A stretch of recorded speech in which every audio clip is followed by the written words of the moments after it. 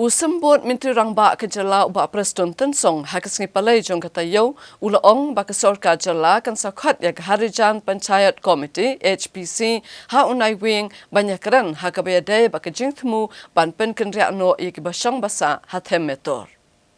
Habayakren biginaw patay kubor usembut Menteri Rangba ke Jela ubak Preston Tensong ulaong bahaw benai banduan ke sorkar kan sasyong jingalang bat ka Harijan Panchayat Committee menekren penbet khatdo ahlor ke jingtmu ban pynkynriah no ya kibana Them Metor bat kan saai tiru yak affidavit syakayeng syari.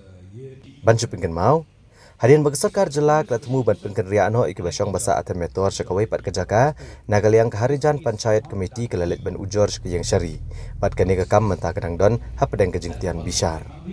This one, in fact, we are waiting only for the. We'll have one more meeting with them. Unfortunately, puja and all that just came in. So hopefully by next month we'll be able to call them and then sit once and for all, and then we will submit again the affidavit to the Honorable High Court.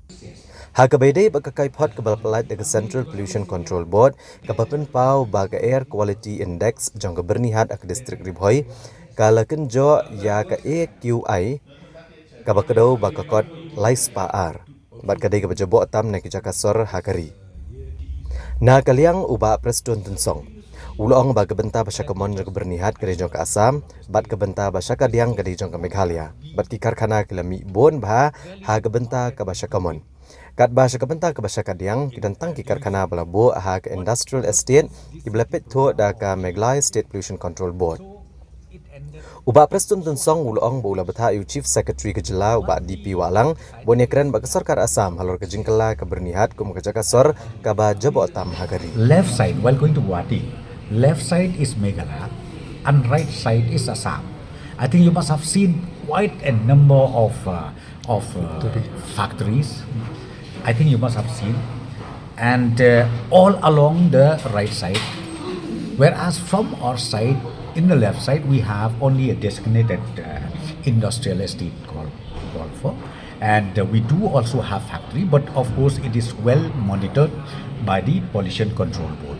So as far as Assam is concerned, again, of course, we have I've asked our Chief Secretary to take up this matter with the counterpart, with Assam counterpart, to find out ways and means how to monitor, because we can't go to Assam to monitor about those factories which was